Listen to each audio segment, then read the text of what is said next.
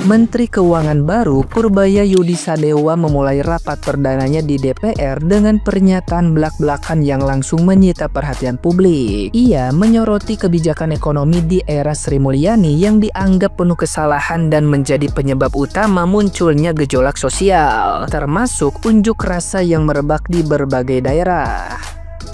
Menurutnya, selama 1 dekade menjabat, kebijakan yang dijalankan Sri Mulyani membuat laju pertumbuhan ekonomi Indonesia melambat, angka pengangguran naik, dan jutaan masyarakat terjebak dalam kesulitan hidup. Kondisi ini disebut sebagai pemicu lahirnya istilah Indonesia gelap yang sempat ramai di masyarakat.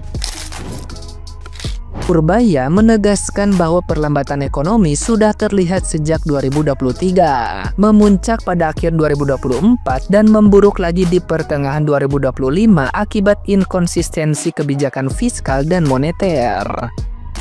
Ia menilai alih-alih fokus pada kekuatan konsumsi domestik sebagai penopang 90% perekonomian nasional, pemerintah justru terlalu cepat menekan anggaran saat pemulihan baru berjalan. Menurut Purbaya, kesalahan strategi inilah yang diwariskan dari era kepemimpinan Sri Mulyani hingga akhirnya membuat ekonomi Indonesia terpuruk lebih dalam.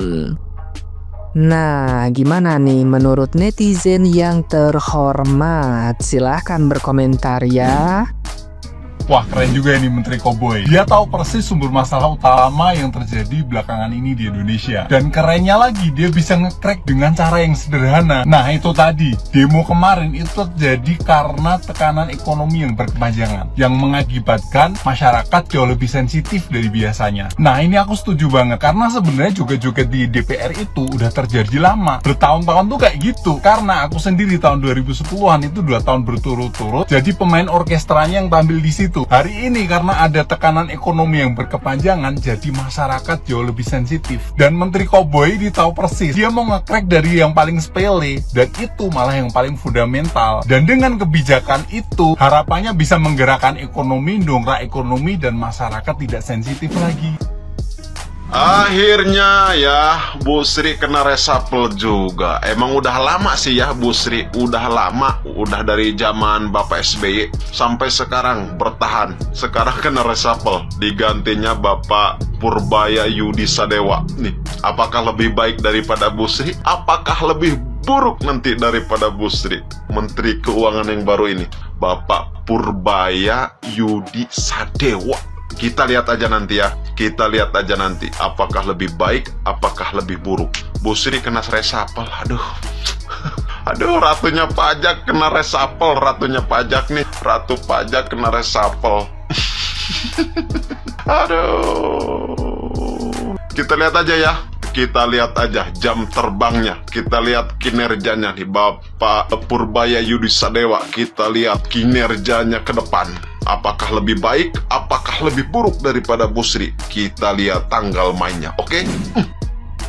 Menteri Keuangan yang baru. Dari kemarin sebenarnya berseliweran ya, tapi hari ini aku tonton video dia, dan ini aku yakin kalau dia layak diberi kesempatan. Tahu nggak waktu dia ngomong apa? Belak-belakan, kalau aku jadi dia, bakal aku bilang, lah kenapa nggak nanya ke menteri yang sebelumnya, Pak? Kenapa baru saya menjabat 1 hari 2 hari udah langsung ditanya pertanyaan sebanyak ini? Ini pendapat pribadi ya, dan gak ada keharusan kalian tuh setuju sama aku. Tapi aku yakin orang-orang kayak gini, orang-orang yang gak bisa ngejilat, dia tuh kerja by data. Terus menurutku bapak ini beneran apa adanya kok, dan menurutku layak diberi kesempatan. Mungkin teman-teman agak bertanya ya, kok bisa dari engineering, dari dulunya dia di Schlumberger, terus tiba-tiba sekarang jadi Menteri Keuangan? Kalau menurutku, track record. Dan aku gak ada maksud sebenarnya mengarogansikan jurusan tertentu, tapi dengan backgroundnya engineering, hitungannya itu kuat, penalarannya mantap, dan yang paling penting menurutku track recordnya sih udah terbukti. Dan jujur ini pendapat pribadiku ya, sorry banget kalau kita berbeda. Lagi liatin menteri baru nih, pengganti Ibu Sri Mulyani, Bapak Purbaya Yudi Sadewa, yang pas sekali dengan namanya, PD-nya tingkat dewa. Gak tahu kenapa, kalau lihat beliau ngomong, beliau pidato tuh kayak deg-degan gimana gitu, takut blunder. Bapak Purbaya ini katanya paham betul terkait fiskal, terkait stabilitas makro keuangan di negara kita. Pernah mendampingi Bapak Jokowi pas lagi COVID. Semoga bukan cuma harapan atau cuma ngomong terkait perekonomian yang bakal dinaikkan sekitar 8%. Kita liatin aja dulu. Tapi saran saya kepada Pak Purbaya, jangan terlalu banyak bikin statement yang gimana ya. Baru juga kemarin udah bikin viral lagi nih Bapak Purbaya. Udah lah Pak, yang penting kerja dulu, kerja. Lagi diliatin nih sama masyarakat. Presiden Indonesia Bapak Prabowo melantik Bapak Purbaya sebagai Menteri Keuangan menggantikan Ibu Sri Mulyani. Namun kontroversi mengenai cara dan gaya bicaranya di depan wartawan ataupun di depan publik, karena dia menyebutkan dengan gaya koboi. Awalnya saya ragu-ragu, ini kok menteri gayanya agak sedikit nyeleneh, agak beda. Namun pas lihat di rapat bersama DPR RI, luar biasa pengetahuannya, luar biasa istilahnya mengenai dia menguasai tentang keuangan, dan isinya daging semua apa yang dia bicarakan. Tidak ada omong-omong kosong. Pas saya cari biografinya, rekam jejak karirnya, sangat panjang ternyata. Ini Bapak sangat luar biasa, track recordnya sangat luar biasa, dan bukan orang sembarangan, memang orang yang berkapasitas tinggi, bisa dijamin. Terlepas nanti Indonesia secara keuangan maju ataupun tidak, namun dapat saya pastikan Bapak Purbaya ini adalah orang yang sangat profesional dan kompeten. Bisa teman-teman cari itu biografinya, tidak bisa saya sebutkan satu persatu karena karir dia sangat panjang dari tahun ke tahun.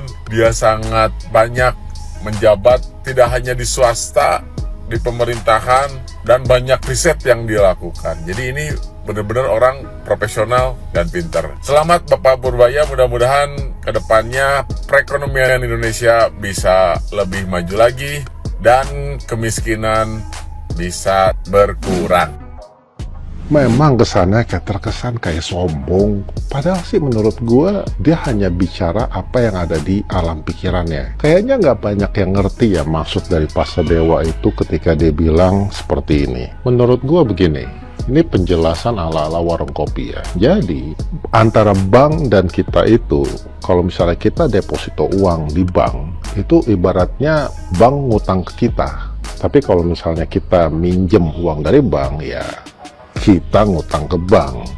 Ya bank itu harus punya penghasilan, harus punya uang untuk cukup dalam mendanai pinjaman-pinjaman yang akan dia berikan. Karena bank itu memang konsepnya itu pinjam meminjam sebenarnya. Ya riba sih ya gitulah. Nah jadi kalau misalnya uang yang ada di bank itu sedikit, maka kering. Itulah yang dimaksud dengan oleh Pak Sadewa gitu. Nah menurut pantauan dia, kondisi base money atau uang ya, literally uang di negara kita itu udah kayaknya kering gitu loh. Jadi makanya ekonomi kita itu seret. Ibarat kata kayak mesin itu nggak dikasih oli gitu. Olinya tuh udah belum diganti-ganti gitu loh. Ada bocor sana sini tapi nggak dikasih oli lagi. Ibaratnya tuh gitu. Makanya dia akan mencairkan uang sebanyak kurang lebih 200 triliun kepada sistem perbankan kita supaya nyala.